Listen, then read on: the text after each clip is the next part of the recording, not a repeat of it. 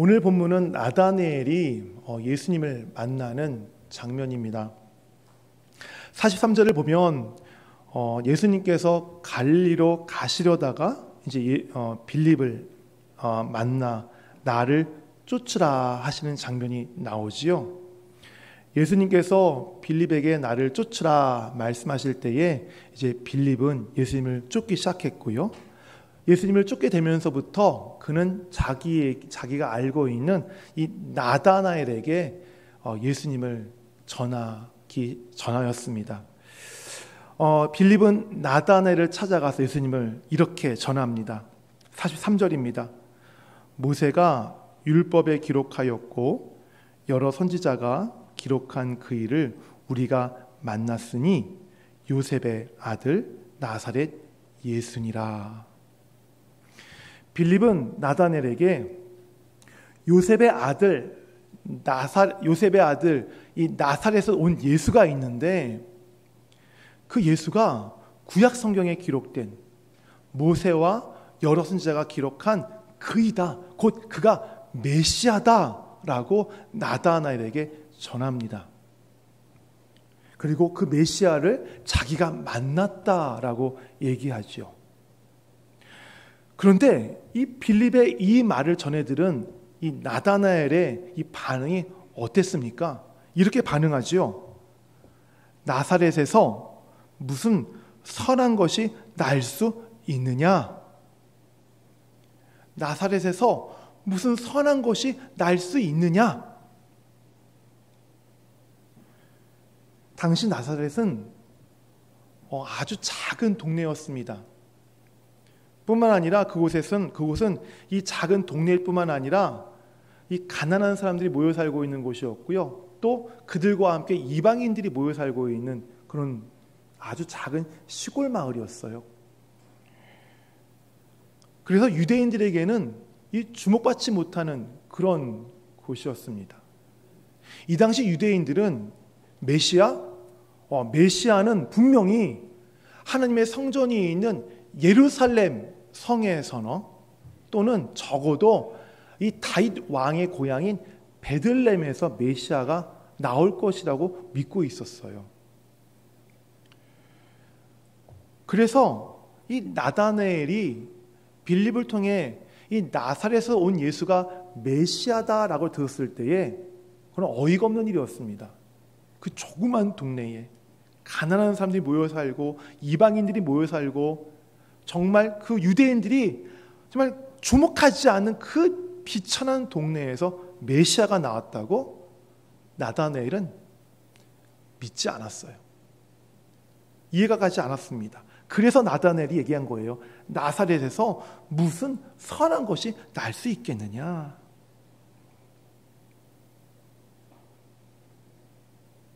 예수라고 하는 메시아가 나사렛 출신이라고 하니까 바로 그 나사렛 출신인 예수를 지금 무시하면서 빈정대며 지금 하고 있는 말입니다. 나사렛에서 무슨 선한 것이 날 수 있겠느냐? 그럼에도 빌립은 나다나엘을 데리고 예수님께로 갑니다. 47절을 같이 읽을까요? 예수께서 나다나엘이 자기에게 오는 것을 보시고 그를 가리켜 이르시되 보라,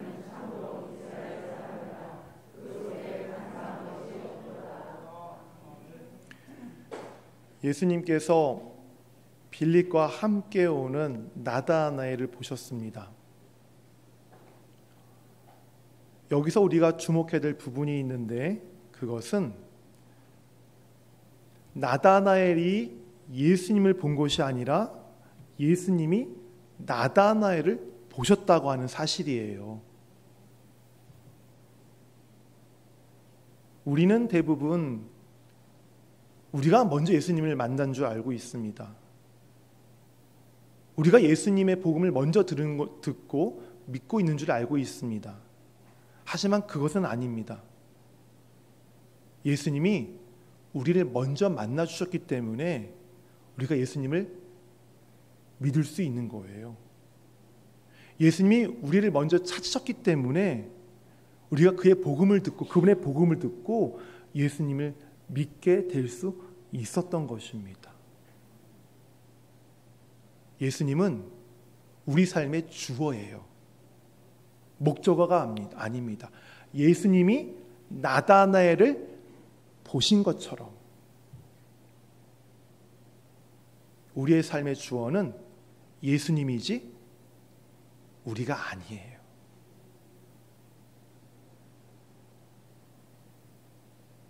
예수님이 나다나엘을 보셨어요. 그것도 어찌 나사렛에서 선한 것이 날 수 있겠냐며 예수님을 비방하고 무시했던, 빈정댔던 그 나다나엘을 예수님이 보셨어요.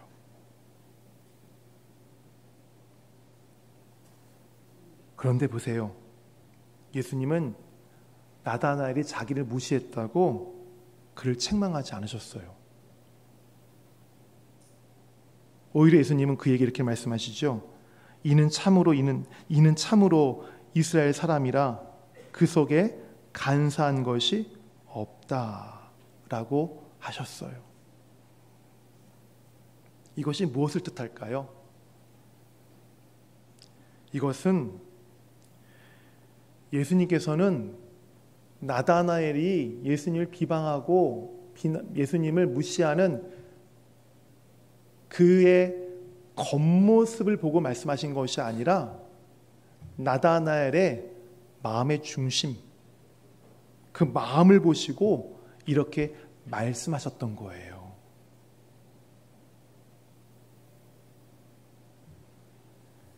여러분들은 다른 사람들이 여러분을 무시하는 말을 하거나 여러분을 말로 공격할 때, 여러분을 짜증나게 할 때 어떻게 반응하세요? 물론 남들이 나를 무시하고 나를 짜증나게 하고 나를 말로 공격할 때 솔직히 기분은 그렇게 유쾌하지 않습니다. 그런데 상대방이, 여러분이 아는 누군가가 여러분을 향해서 말로 공격하고 여러분을 무시하고 여러분을 비방하고 여러분을 짜증나게 할 때에 잠깐만 생각을 멈추고 그들이 그렇게 하는 말, 그들이 나에게 보이는 행동, 그 안에 어떤 메시지가 담겨 있는지를 한번 여러분이 유심히 보시기를 바랍니다. 대부분 내가 아는 이들이 나에 대해서 짜증내고 나를 무시하고 나에게 말로 공격하는 그 말과 행동에는 이런 메시지가 담겨 있는 거예요. 나 좀 봐달라고. 나 지금 힘이 드니까 나 좀 위로 좀 해달라고. 나 외로우니까 좀 내 곁에 좀 있어달라고.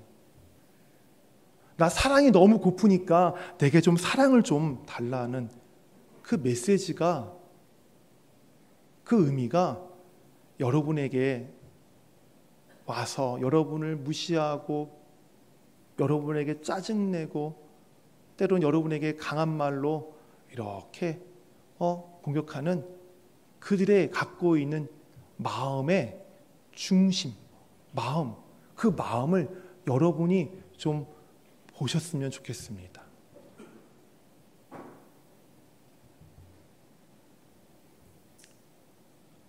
또 상대방이 그렇게 하는 이유는 그 사람의 기질 때문에 그럴 수도 있고요. 성격 때문에 그럴 수도 있고요. 또 더 나아가서 그 안에 있는 상처 때문에 그럴 수도 있는 거예요. 그런데 우리는 미숙합니다. 너무 미숙해서 상대방이 그러한 메시지를 갖고 우리에게 얘기할 때에 그 숨겨져 있는 메시지를 잘 우리가 해석하지 못하고요. 그냥 있는 그 자체로 나를 무시하네, 나를 비방하네, 나에게 지금 짜증을 내네, 지금 나에게 지금 말로 공격하네, 그것만을 보고 나도 똑같이 상대방에게 그를 무시하는 걸로 대하고 짜증내는 것으로 대하고 똑같이 가시도 친 말로 그게 상처 주는 말로 우리가 그렇게 대하고 있는 거예요.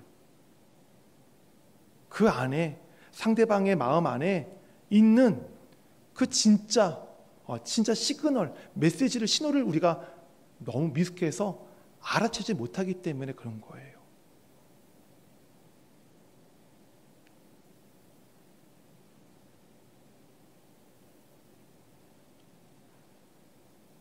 사람은 사람을 대할 때 자신을 대하는 말과 행동을 보면서 그것을 보고 판단하죠. 근데 우리 주님은 우리를 대할 때에 우리의 겉모습이 아니라 우리의 중심을 보시고 우리를 대하시는 분이십니다. 예수님께서 자기에게 대해서 빈정대며 무시했던 나다네를 만났지만 그의 겉모습을 보신 것이 아니라 그의 마음을 보시고 말씀하셨던 것처럼 우리 주님은 우리의 겉모습이 아닌 우리의 마음을 보시고 우리를 바라보시는 분입니다. 예수님께서 사람의 겉모습을 보고 대하지 않는다는 그 사실은 오늘 이 말씀뿐만 아니라 다른 말씀에도 누누이 나와 있지요. 특별히 시몬 베드로의 형제 안드레가 예수님을 만난 후에 자기 형제 베드로를 데리고 예수님께 데리고 가지요. 그때 이 베드로를 본 예수님께서 이렇게 말씀하세요. 오늘 본문이 아니지만 그 위에 있는 42절인데요. 우리 같이 읽을까요? 42절 데리고 예수께로 오니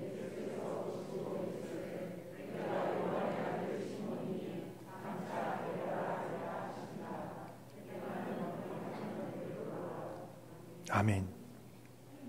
베드로가 누구예요? 어부예요. 베드로의 성격 어떻습니까? 정말 고약합니다. 성질 급하고요. 그냥 다혈질이고요. 참을성이 없는 즉흥적인 사람이에요. 그런데 예수님께서는 베드로를 보시고 어부 왔어?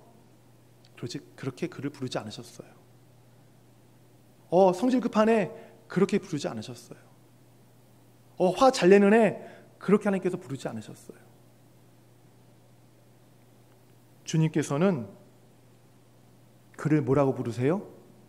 게바라고 부르셨어요. 게바는 그 당시 아람어로 반석이란 뜻이에요. 예수님은 베드로를 보시고 그의 겉모습, 어부라고 하는 겉모습, 다혈질적인 겉모습, 그가 갖고 있는 성격 급한 것, 화를 잘 내는 것, 심지어는 그가 장차 예수님을 3번이나 부인할 것이라고 하는 배신자라는 사실, 그것까지도 아셨지만 예수님은 그렇게 그것들을 가지고 베드로를 판단하신 것이 아니라 앞으로 베드로가 보여줄 그 흔들리지 않는 믿음의 사람, 그 모습을 보시고 베드로를 게바라고 부르셨어요. 반석이라고 부르셨어요.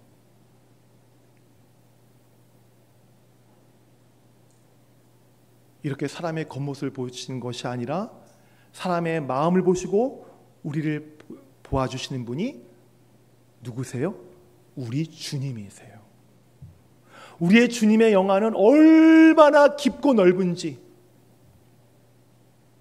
현재의 나의 모습이 아니라, 현재 실수하고 현재의 흠과 결이 많은 나의 모습이 아니라 베드로처럼 나중에 흔들리지 않는 믿음의 사람이 될, 나중에 나의 모습을 보시고 나를 바라봐 주시는 분이세요. 그분이 우리의 하나님이세요. 그러므로 성도 여러분, 누가 여러분에게 서운하는 말을 하거나 짜증을 내거나 무시하는 말을 할지라도 기도하세요. 주님, 사람의 겉모습이 아니라 사람의 마음의 중심을 보시는 주님의 시선과 그 마음을 보아주는, 사랑하는 그런 주의 마음을 제가 갖게 해 주십시오. 주님의 시선과 마음을 가지고 나에게 서운하다고 얘기하는 그 상대방을 찾아가서 나에게 짜증내는 그를 향해서 힘드시지요. 제가 이해합니다. 사랑합니다.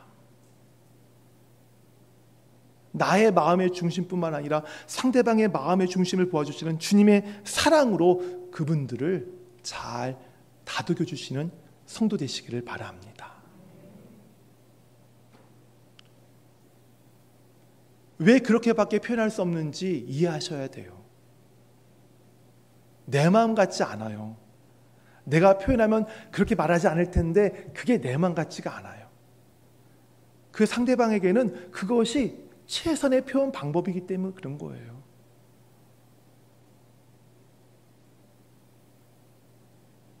또 우리 성도들 가운데에 또 누가 자기를 안 봐준다고 서운해하시는 분들 계세요? 아, 나 진짜 왕년에 잘 나갔는데, 나 진짜 왕년에 미남이었는데, 나 진짜 왕년에 미녀였는데, 시간이 지나니까 은퇴하고 나이 드니까 피부도 이렇게 주름이 생기니까 아무도 나를 잘 나갔던 사람으로, 미남으로, 미녀로 봐주지 않아. 그런 마음 때문에 섭섭해하시는 분들 계세요.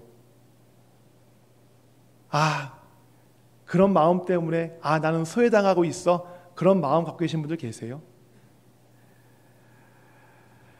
나의 겉모습이 아니라, 나의 지금 주름진 얼굴이 아니라 나의 그 마음을 보아주시는, 정말 나와 내가 움직일 때마다 같이 움직여 가시는 장막 같은 주님이 나와 함께 하시고 나를 보아주심을 믿으시기를 바랍니다.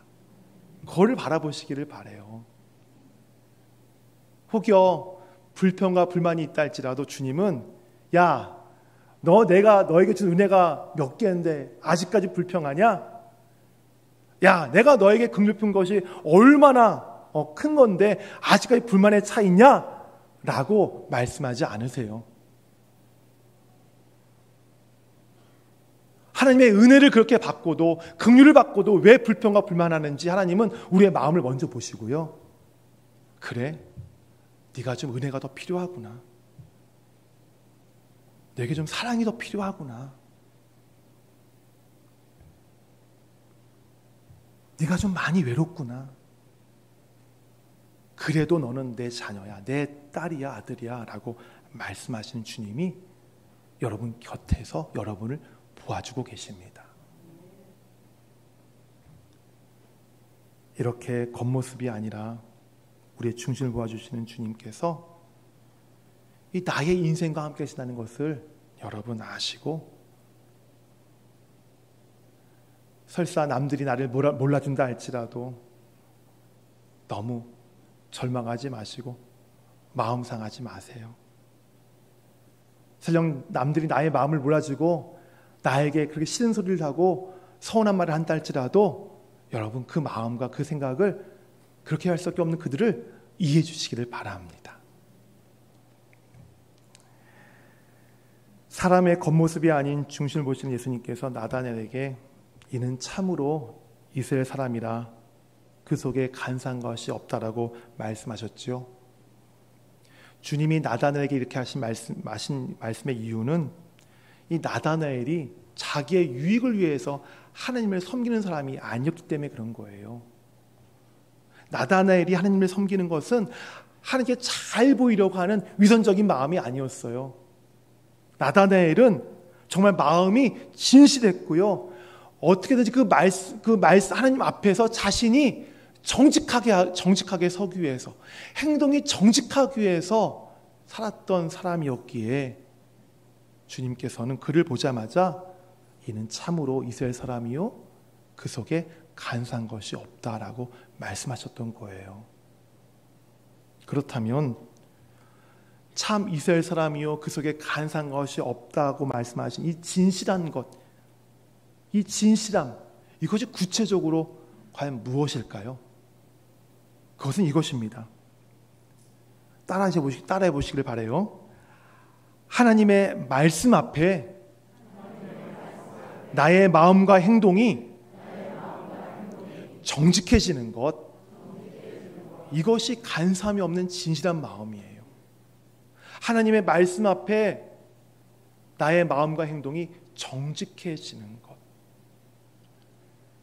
누구에게 드러내기 위해서 하나님 말씀 순종하는 것 아니고, 누구에게 보이기 위해서 하나님 말씀 앞에 순종하는 것 아니고, 내가 어떤 대가를 위해서 하나님 말씀 앞에 순종하는 것이 아니라 그냥 굳이 주의 말씀이 그곳에 계시기 때문에 그 말씀 앞에 내가 서니까 바로 그 말씀 앞에 순수한 마음을 가지고, 정직한 마음을 가지고 정직한 행동하는 것, 그것이 바로 간사함이 없는 마음, 즉 주님이 말씀하시는 진실한 마음인 거예요.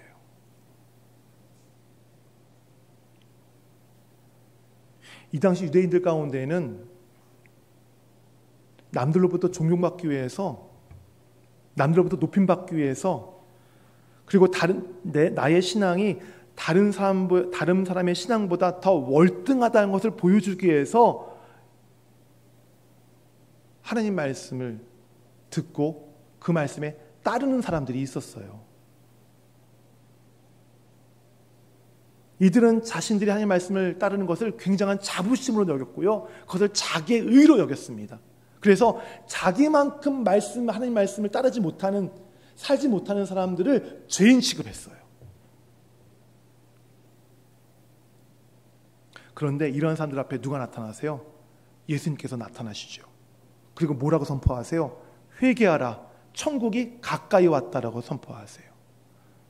물론 회개하라 라고 하는 예수님의 말씀은 그 당시 예수님을 알지 못하는, 복음을 알지 못하는 그 그 죄악에 빠져 있는 그 모든 인류를 향한 하나님의 회개의 선포이기도 했지만, 나 하나님 말씀 잘 믿고 있어, 이 정도야, 나 너무 거룩한 사람이야, 나 이 정도로 율법을 잘 지키고 있어, 그렇게 자기 스스로 하나님 말씀을 좀 안다고 자부하는 사람들, 그 하나님 말씀을 지키는 것을 자기의 공로와 의로 내세우는 사람들 향한 하나님의 회개의 촉구이기도 합니다. 그들이 예수님으로부터 회개라는 그 선포를 들었을 때 불편했어요. 아니, 내가 왜 회개해야 돼? 이렇게 내가 지금 최선을 다해서 내가 하나님 말씀 따르고 있는데 내가 왜 회개해야 돼? 그들은 자기들의 그 신앙이 자기들의 의를 나타내기 위한 것인지를 깨닫지 못했어요. 예수님은 그걸 향해서 회개라고 선포하셨던 것인데, 그들은 자기의 의를 가지고 살아가니까 예수님의 그 말씀을 이해하지 못했던 거예요. 그래서 늘상 예수님과 부딪혔던 것이죠.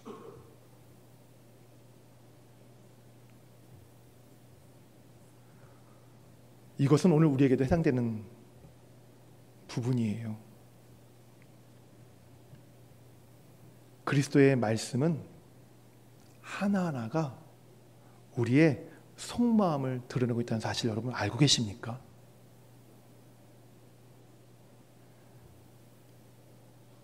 우리가 어떤 계산을 하며 교회를 다니고 있는지, 우리가 무슨 속셈을 가지고 하나님을 찾는지, 우리가 어떤 위선적인 마음을 가지고 그리스도를 말하는지, 하나님의 말씀은, 주님의 말씀은 우리의 그 마음을 아주 낱낱이 그 실체를 드러내고 계세요.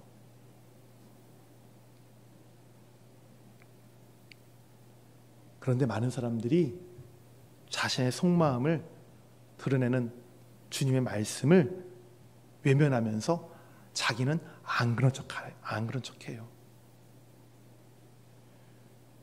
그리고 예수님의 그 말씀이 자기의 속마음을 드러내면 그것이 자기가 아니라고 노골적으로 그 말씀을 외면합니다. 이것이 예수님 당시에 자기의 의를 가지고 살아가던 사람들이 말씀을 대하는 태도였어요. 주님을 대하는 태도였어요.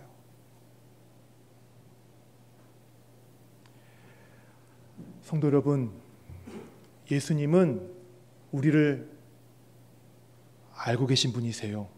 믿으십니까? 예수님의 우리를 안다고 하는 이 사실은 단지 지식으로나 또는 어떤 교제를 통해서 우리를 아시는 것이 아니라 그런 표면적인 알미 아니에요. 예수님이 우리를 안다고 할 때 이 알은 우리의 겉과 안을 완전히 꿰뚫어 보시는 알미예요. 우리의 의도와 생각이 어떤지를 아시는 그런 꿰뚫어 보면 알미예요. 마치 집에 여러분 크리스탈 같은 거 갖고 계세요? 크리스탈 보세요. 그냥 겉에부터 속까지 훤히 뚫려 보이죠. 바로 우리가 주님 옆에 서면 그런 대상이 되는 거예요. 꿰뚫어 보시는, 우리가 그런 하느님, 그런 주님 앞에 우리가 서 있는 거예요. 제가 말씀 하나 읽어드릴게요. 이 말씀의 내용이 어떤 내용인가를 한번 생각해 보세요. 시편 139편 1절부터 4절까지 말씀입니다. 잘 생각하면서 들어보세요. 오 주여, 주께서 나를 살피시고 나를 아셨나이다. 주께서 나의 앉고 일어서는 것을 아시고 멀리서도 나의 생각을 이해하시오며 나의 행로와 나의 눕는 것을 둘러싸심으로 나의 모든 길을 익히 아시오니 보소서. 오 주여, 내 혀의 말 중에 주께서 알지 못하는 것이 하나도 없나이다. 무슨 내용이에요? 우리 주님은 다 아신다는 거예요. 나에 대해서, 여러분 각자 한 사람에 대해서 다 알고 계시다는 거예요. 예수님께서 여러분을 다 알고 계시다는 그 사실의 증거가 뭔지 아세요? 바로 말씀이에요. 말씀. 주님의 말씀은 우리의 모든 것을 다 아시고 주시는 말씀이에요. 그래서 여러분이 말씀을 펴서 읽을 때에 어떻게 생각하시면 될까요? 아이고, 주님이 나를 훤히 깨뚫고 계시는구나.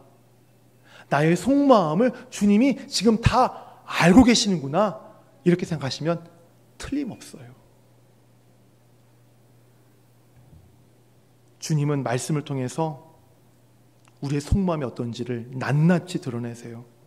어떤 욕망을 가지고 어떤 목적을 가지고 우리가 살아가는지, 하나님을 찾는지 실체를 드러내시는 분이세요. 말씀을 통해서.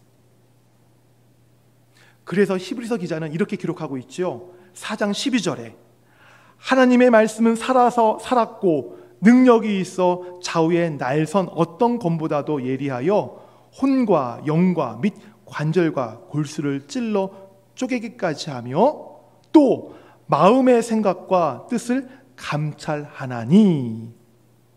마음의 생각과 뜻을 감찰하나니.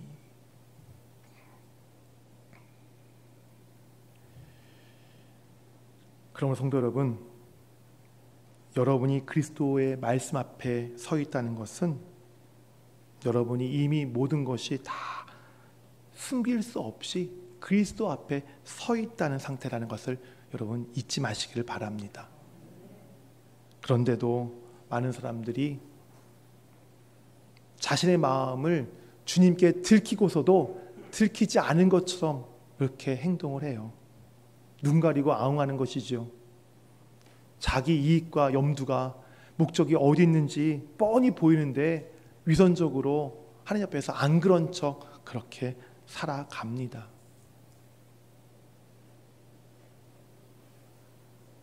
그것을 주님은 이렇게 말씀하시죠. 그것이 바로 간사한 것이고 참되지 못한 것이라고 하세요.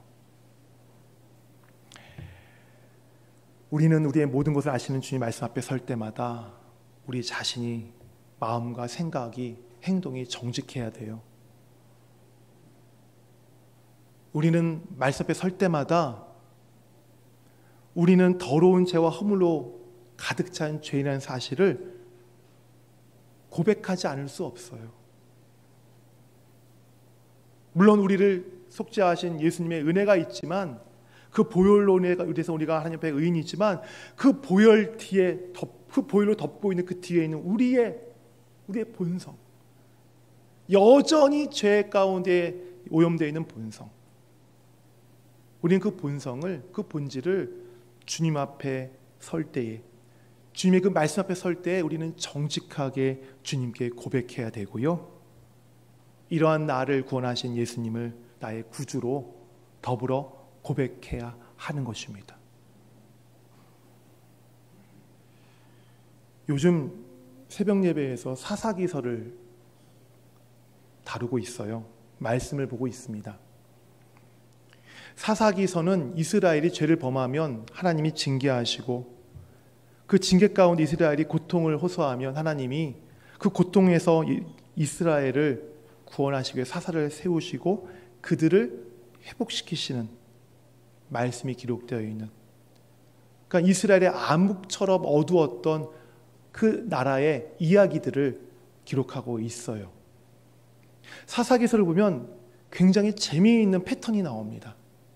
범죄, 징계, 구원, 회복, 또 범죄, 징계, 구원, 회복. 이것이 사사기서에서 반복되는 패턴이에요. 이스라엘 백성들의 패턴이에요. 사사기는 이러한 이스라엘 백성들의 이야기를 통해서 원래 왕이신 하나님을 버리고 자신이 왕이 되어서 자신의 소견대로 행하는 이스라엘의 모습이 바로 다름 아닌 우리의 모습이라는 것을 이야기해주고 있어요. 또한 그러한 범죄함 가운데서도, 그 죄악 가운데서도 버리지 않으시고, 당신의 백성을 버리지 않으시고 구원의 은혜와 긍휼을 베푸시는 분이 바로 하나님이시다라는 사실을 사사기서는 우리에게 이야기해주고 있어요. 저는 새벽마다 이 사사기서의 말씀을 대할 때마다 저의 부끄러운 마음들을 주님 앞에 고백합니다. 어떤 마음이요? 하나님을 밀어내고 왕이 되려고 했던 저의 그 마음들, 그 생각들, 그 행실들을 돌아보게 되고 그것을 주님께 회개하면서 이런 나를 위해서 호시탐탐 하나님의 자리를 노리고 왕이 되고 싶어하는 이 나를 위해서 예수님께서 십자가에서 나의 죄를 대속해 주셨구나 라는 것을 깨닫게 돼요. 그러면 회개하게 되고, 그리고 그 은혜들을 감사하게 되더라고요. 제가 아침마다 누리고 있는 이 경험과 이 고백하는 이 감사와 이 회개는 비단 저에게만 있는 일은 아니에요. 우리 성도들께서도 성경책에 어떤 말씀이든지 그 말씀 앞에서 자신의 모습을 솔직하게, 정직하게 그 말씀에 서는 것만 피하지 않는다면, 회피하지만 않는다면 바로 그 말씀 앞에서 자신을 볼 수 있고요, 그 말씀 앞에서 고백할 수 있고요, 회개할 수 있고요, 죄인인 나를 구원해주신 하나님의 은혜에 감사할 수 있게 될 수 있습니다. 바로 그러한 모습이 간사함이 없는 그리스도인의 모습이에요. 바로 그러한 모습이 참된 그리스도인의 모습인 것입니다. 나다나엘은 이 땅의 모든 죄를 해결해 주시고 진정한 평화와 풍요를 주실 메시아를 묵상하면서 그분을 고대하면서 무화과 나무 아래에서 하나님 말씀 앞에서 마음과 행동이 늘 정직해 가려고 했던 사람이에요. 무화과 나무 아래 사람들이 봐주지 않는 곳이에요. 외진 곳이에요. 하지만 나다나엘은 사람들이 알아주지 않든 아랑곳하지 않고 항상 그 무화과 나무 아래에서 메시아를 묵상하고 기도하며 메시아를 기다렸어요. 더군다나 나다나엘의 시대는요, 너무나 어려운 시대였어요. 로마의 압제로 인해서 이스라엘은 정말 이 정치와 경제와 사회가 혼란 중에 혼란 가운데 있는 그런 시대였어요. 사람들이 알아주든 알아주지 않든 주변 상황이 정말 너무나 힘들지라도 나다나엘은 그것 때문에 포기하지 않고 그 늘 무화과나무 아래에서 메시아를 기대하며 메시아를 고대했어요. 그걸 누가 보신 거예요? 하나님이 보신 거예요. 하나님이 보신 거예요. 그 모습을 하나님이 보셨던 거예요. 빌립이 나다넬을 부르기 전부터 하나님은 이미 보고 계셨던 거예요.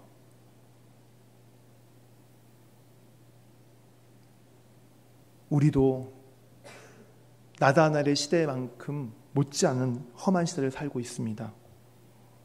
더군다나 이 시대는 사람이 왕의 행세를 하고 있는 시대예요. 이 시대에 우리도 자칫하면 왕이 되려고 하는 마음을 가질 수 있는 그러한 연약하고 그러한 욕심으로 가득 차 있는 죄인들입니다. 그렇기 때문에 우리는 어느 때보다도 더욱더 하나님 말씀 앞에 내 자신을 세우고 그 말씀 앞에서 나의 행동과 마음이 정직하게 달라는 기도를 주님께 간절히 기도해야 합니다. 저는 여러분이 홀로 있을 때 여러분의 가정이, 여러분의 구역이, 여러분이 섬기는 이곳에 있는 이 교회가 나다나엘이 메시아를 묵상했던 바로 그 무화과 나무 아래가 되기를 바랍니다. 때를 얻든지 못 얻든지 간에 정말 내 형편이 정말 편하든지 아니면 그렇지 못하든지 간에 내가 지금 누구로부터 정말 내가 인정받고 인정받지 못하고 뭐 알아주지 않고 알아주는 그걸 아랑곳하지 않고 나다넬이 무화과나무 앞에 아래에서 하나님 메시아를 바라보면서 기도하고 묵상했던 것처럼 여러분이 홀로 있을 때든 가정에서든 구역에서든 교회에서든 그곳에서 하나님 말씀 앞에 놓고 그 앞에 나를 세워서 그 말씀 앞에서 정직하기를 원하는 마음과 행동이 정직해 가기를 원하는 그러한 참된 성도, 간사함이 없는 참된 성도가 바로 여러분 되시기를 주님의 이름으로 축원합니다. 우리 같이 기도하겠습니다.